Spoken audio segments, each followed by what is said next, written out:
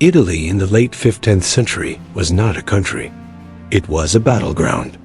Fragmented, wealthy, and culturally radiant, its city-states became pawns in a violent chess match of dynasties, empires, and ambition. What followed was a series of conflicts that would shake Europe for over 6 decades. This is the story of the Italian Wars.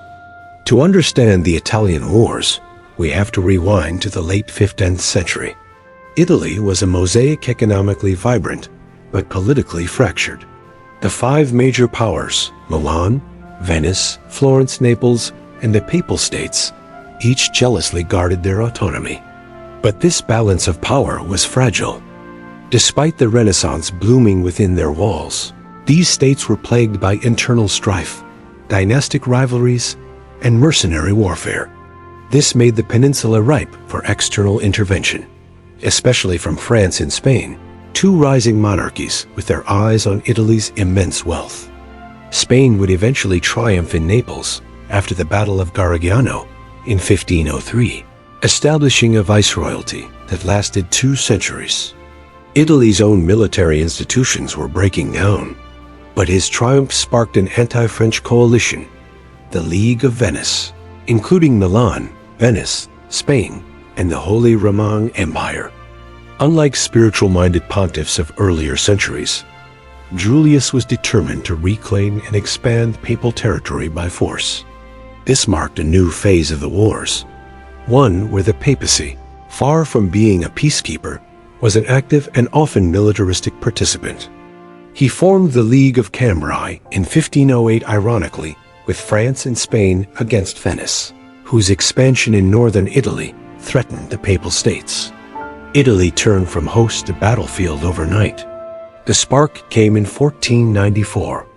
Charles VIII of France, emboldened by a shaky claim to the Kingdom of Naples, launched a military expedition into Italy.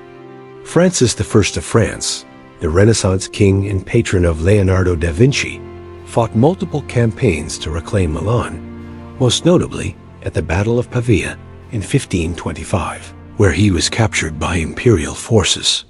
Economically, the wars drained the coffers of both invaders and Italian states. It was here that Europe's modern state armies, centralized, professional, and national, cut their teeth. It was here that the diplomatic balance of power theory was stress-tested. For the next 3 centuries, it would be a pawn in the rivalries of empires. The Renaissance had promised renewal, but war had brought ruin. Culturally, the wars disrupted the fragile ecosystem of patronage that had supported artists, scholars, and architects. Charles V, the Holy Roman Emperor and King of Spain, emerged as the dominant figure in European politics. His troops, unpaid and mutinous, marched into Rome and unleashed a brutal assault on the city. Cultural life would survive, but Italy's autonomy was shattered. A fight for beauty, power, and identity that Italy ultimately lost. And leave a comment about what you'd like covered next. Thanks for watching. The invitation came from Ludovico Sforza, Duke of Milan, who sought to protect his own position by encouraging a foreign power's intervention. While not directly ordered by Charles V, the sack represented the catastrophic cost of Italy's entanglement in great power politics. Spain emerged as the unchallenged hegemon in Italy, securing Naples, Milan, Sicily, and Sardinia. France's ambitions were permanently curtailed, but Charles' campaign shocked Italy. Louis XII, his successor, revived claims this time to both Milan and Naples.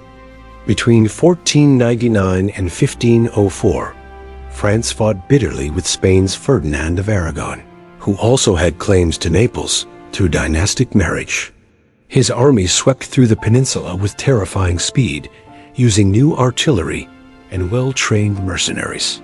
He occupied Naples in 1495 with little resistance. The expulsion of Charles VIII did not end French ambitions. Here, we see the Italian wars evolve into a proxy war between European powers. These years saw the horrifying efficiency of modern warfare. Siege artillery devastated cities, and the use of professional standing armies eroded the dominance of Italian mercenary captains, the condottieri. Pope Julius II, known as the warrior pope, added another explosive ingredient to the mix.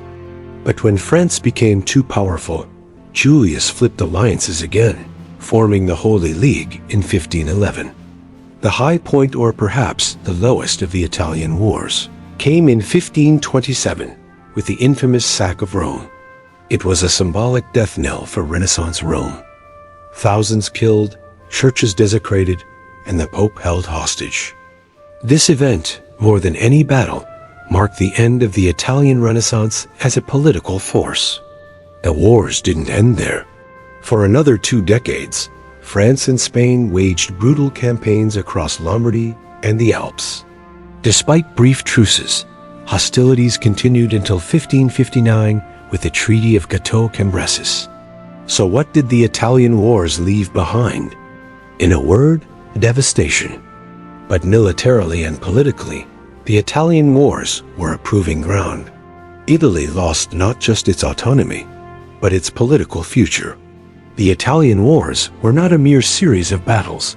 They were the violent end of Italy as political golden age and the dawn of Europe's brutal modernity. If you want more deep dives into European history at the PhD level, don't forget to subscribe, like,